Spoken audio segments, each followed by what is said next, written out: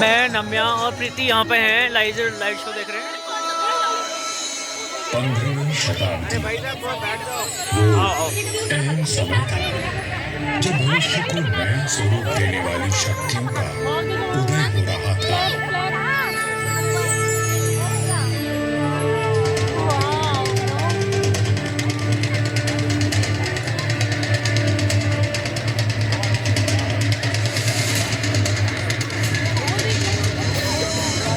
लोधी राजवंश ने दिल्ली की गद्दी संभाली। मध्य एशिया में बाबर का जन्म हुआ और राठौड़ कुलगौरव राव जोधा जी ने मेहरानगढ़ दुर्ग की नींव डालकर जोधपुर नगर की स्थापना की। 1459 ईस्वी में बना मेहरानगढ़ उत्तर भारत की राजनीतिक सरगर्मियों का साक्षी भी रहा और केंद्र भी। जोधपुर के आकाश में राठौर राजवंश का तेजवान सूर्य दमका, जिसका उदय मंडोर में हुआ था। मेहरानगढ़ की उत्तर पश्चिम दिशा में करीब 9 किलोमीटर का फासला तय करेंगे तो मैं अपने बचे हुए अवशेषों के साथ आपका स्वागत करूंगा। मैं किला हूं मंडोर का। मैं इतना प्राचीन हूं कि मुझे किसने बनवाया, कब बनवाया, ये किसी को भी याद नहीं। मंडोर की भूमि से आज भी अतीत के सिक्के, मंदिर के अवशेष, तोरण द्वार, स्तंभ और उत्कृष्ट मूर्तियां प्राप्त होती रहती हैं।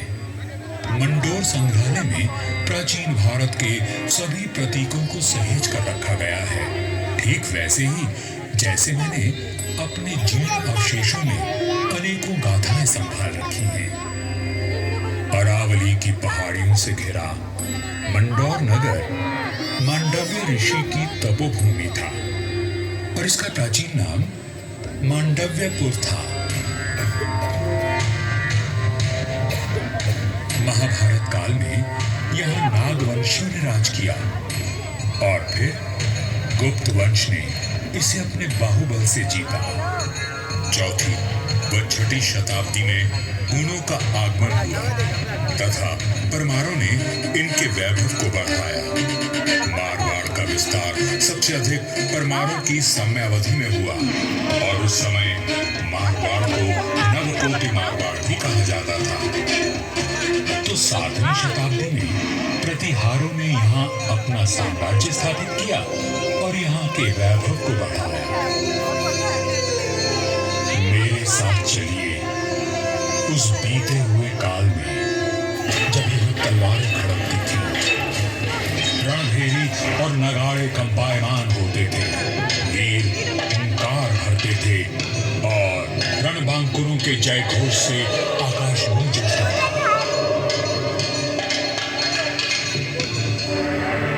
सन 1394 ईस्वी परिहारों की शक्ति अस्त हो रही थी। गुजरात के सूबेदार जफर खान ने दिल्ली की कमजोर सल्तनत के चलते मंडोर और नागौर को अपने कब्जे में ले लिया था। अब मेरी चार दीवारी में परिहार नहीं, तुर्क आवासे थे। जफर खान का हाकिम ऐबक खान मंडोर दुर्ग का किलेदार था, जो आए दिन अपनी क्रूरता का प्रदर्शन करता रहता था। पीड़ित किसान मंडोर के इंदा परिहार के प्रधान वीरराव हेमा गहलोत के पास मदद के लिए पहुंचे। राव हेमा जी, ये तुर्क हमसे मनमाना लगान वसूल करते हैं। आए दिन हमारी गायों को चुरा कर ले जाते हैं और अब अपने घोड़ों के लिए घास से लदी गाड़ियां मांग रहे हैं। हम तो बर्बाद हो जाएंगे। अपनी शक्ति पर इतना अभिमान कि उसे 3 किसानों पर आजमा रहा है। भैरू जी की सौगंध, जुल्म करने के लिए अब ऐबक खान जिंदा नहीं बचेगा।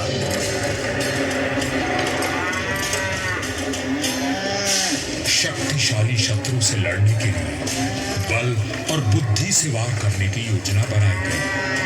घास की कई 100 गाड़ियां तैयार की गईं और हर गाड़ी में हथियार लिए योद्धा छुप कर बैठ गए।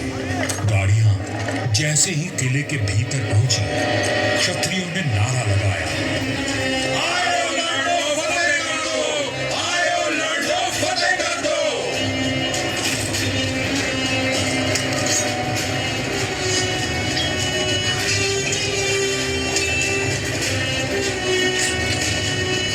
इस अचानक हुए प्रहार से तुर्कों को संभलने का अवसर भी न मिला।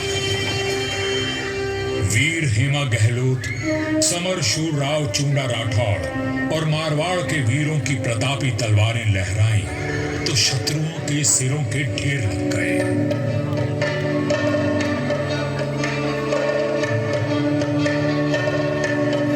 इसी जीत की याद में आज भी मंदौर में राव महोत्सव मनाया जाता है।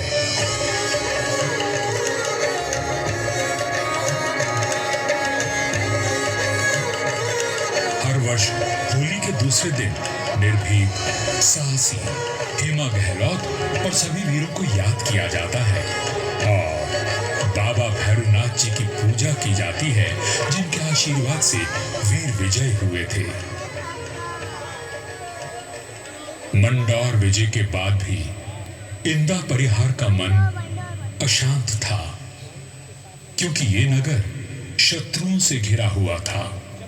तब उन्होंने शक्तिशाली राठौड़ वंश को राज सौंपने का निश्चय किया। इंदा के मुखिया राय धवल ने अपनी पुत्री का विवाह राव चुंडा से करवाया और दहेज में मंदौर का दुर्ग दे दिया गया। राव हेमा गहलोत ने राव चुंडा का राज तिलक किया और भाटों में मंगल गान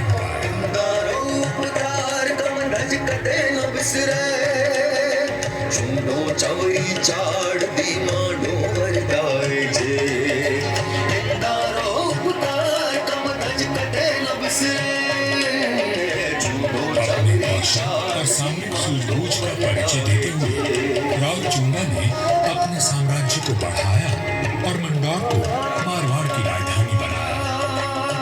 1423 में नागौर के युद्ध में राव चुंडा वीर गति को प्राप्त हुए और उनके पुत्र कान्हा के बाद राजदंड राव रणमल ने संभाला।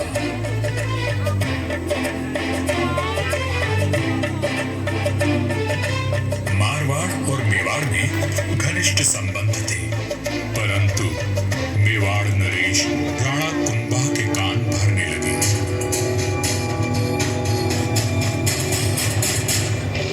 मुझे राव रणमल की नीयत ठीक नहीं लगती राणा। वो आपका राज हड़पना चाहता है।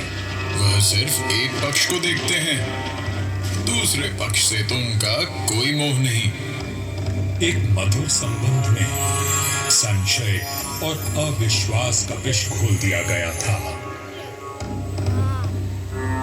1438 ईस्वी में राव रणमल अपने पुत्र जोधा के साथ चित्तौड़ के दुर्ग में था। रणमल को किसी षड्यंत्र का आभास हुआ और उसने बेटे जोधा को किले से बाहर भेज दिया।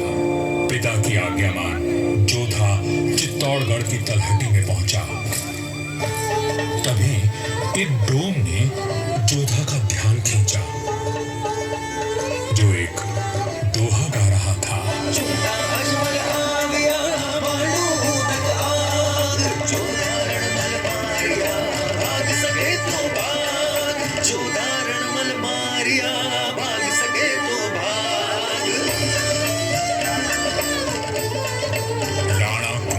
निर्देश पर चुंडा ने राव रणमल की हत्या कर दी थी। पिता की हत्या का प्रतिशोध लेने की प्रतिज्ञा लेकर युवा जोधा मारवाड़ की ओर बढ़ चला, परंतु चुंडा उसका पीछा करता रहा। वह राणा कुंभा का ताऊ था और मारवाड़ का पुराना बैरी। काल बनकर मेवाड़ की विशाल सेना जोधा के पीछे पड़ी थी और वीरों का वंशज अपने 700 स्वामी भक्त लड़ाकों के साथ उनसे जूझ रहा था। विपत्ति के हर बवंडर को साथ कर जब जोधा मंडोर पहुंचा तो उसके पास केवल 7 सैनिक बचे थे, पर चूंडा यहां भी आ पहुंचा।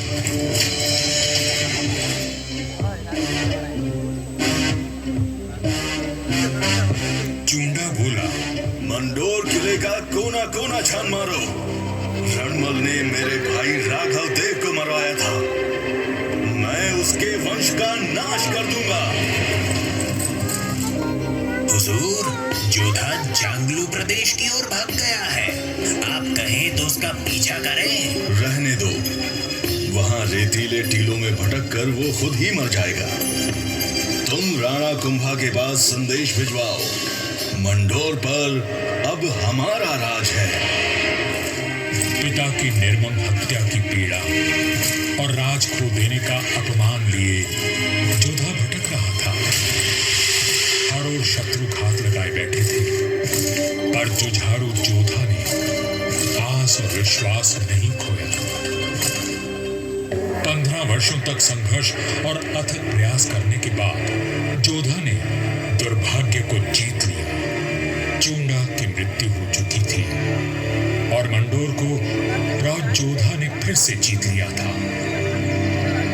समय बदल रहा था और देश पर विदेशी आक्रमणकारियों का संकट घेराया था। ऐसे में एक दूसरे से लड़ने के बजाय मारवाड़ और मेवाड़ ने संधि कर ली।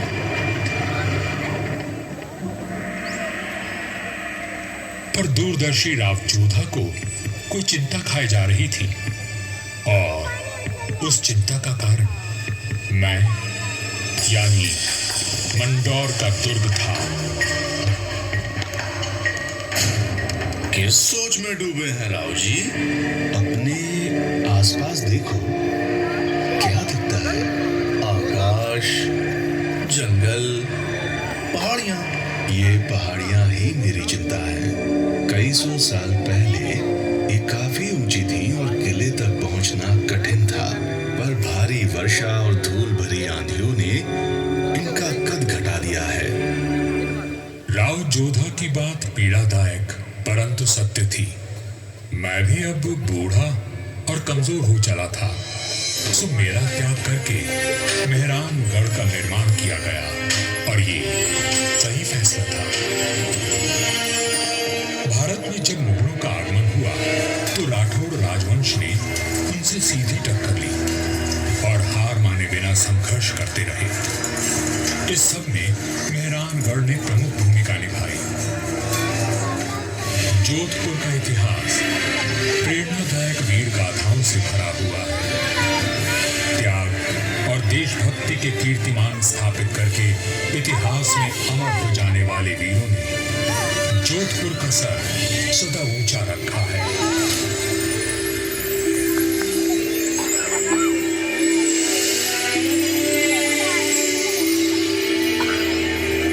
इस धरती पर जन्मे सपूत अपनी भुजाओं में इतना बल रखते थे कि मातृभूमि की रक्षा कर सके। तभी इनकी छत्र छाया में इनकी प्रजा सुखी और समृद्ध हुई। पर ये बात कम ही लोग जानते हैं कि फौलादी सीनों में कोमल भावनाओं का भी वास था। राजधर्म का पालन करने वाले तलवार के धनी इन रणधीरों के मन में नवसृजन और कला के प्रति प्रेम भी बसता था, जिसका प्रमाण आज भी उपस्थित है और इस धरती का सौंदर्य बढ़ाता है। महाराजा अजीत सिंह जी को उनकी सृजनात्मक ऊर्जा और निर्माणों के लिए याद किया जाता है। उन्होंने देवी देवताओं की साल, अजीत पुल, मय पुल और एक खंबा महल बनवाया एवं भेरू बावड़ी और भेरू मंदिर का जीर्णोद्धार करवाया। उन्होंने अपने पिता महाराजा जसवंत सिंह जी के भव्य देवल का निर्माण भी करवाया, जिसके विशाल स्तंभों एवं गर्भगृह का अलंकरण दर्शनीय है। सभा मंडल का दृश्य पौराणिक आख्यानों का स्पष्ट दर्शन देता है। प्रस्तरों पर उत्कीर्ण भाव भंगिमाएं शिल्पकला का श्रेष्ठ उदाहरण है। महाराजा जसवंत सिंह जी द्वितीय ने मंडौर को दर्शनीय बनाने पर विशेष ध्यान दिया। उन्होंने मंडौर बाग में 100 से अधिक प्रजाति के वृक्ष लगवाए जो उद्यान की अहमियत को और अधिक सुंदरता प्रदान करते हैं।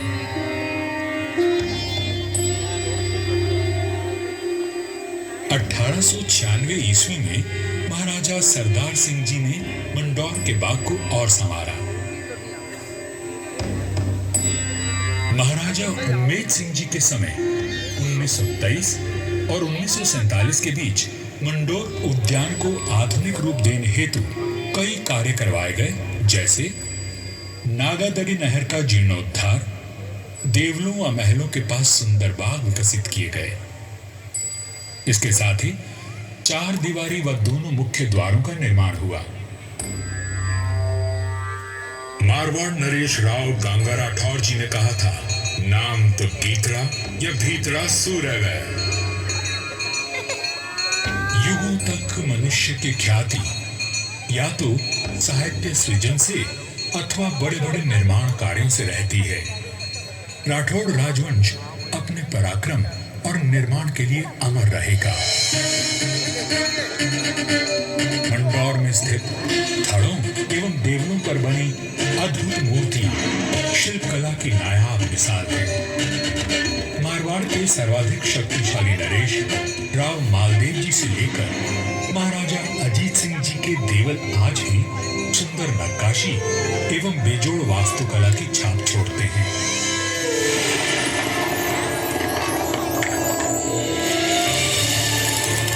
महाराजा अजीत सिंह जी के देवल का निर्माण इनके पुत्र महाराजा अभय सिंह जी ने संवत 1793 में शुरू करवाया, लेकिन इसे पूरा उनके प्रपौत्र महाराजा भीम सिंह जी ने संवत 1856 में किया।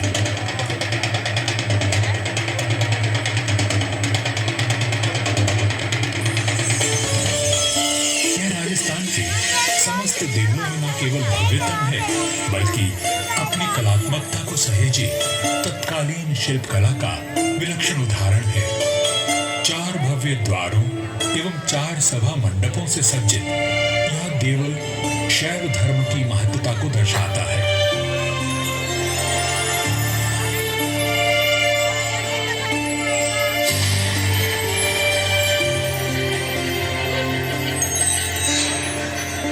आजादी के पश्चात यहाँ कई विकास कार्य करवाए गए और 1968 में यहाँ के महलों में संग्रहालय की स्थापना की गई। यहाँ जन्मे वीरों और स्वामी भक्तों की मिसाल युगों तक कायम रहेगी। जब वीरपुरी और नागपंचमी को यहाँ विशाल जनसमूह उमड़ता है, तो आज भी हमारे आत्मीय संबंध जीवंत हो उठते हैं। उनकी आंखों में उमड़े प्रेम और श्रद्धा को देखकर मन भाव विभोर उठता है। सदियों के संबंध आज भी अटूट हैं। मुझे तो समय की आंधी ने नष्ट कर दिया, पर मंडौर के देवल, मंदिर, छतरियों और बाग को संभाल कर रखना इस पीढ़ी का कर्तव्य है।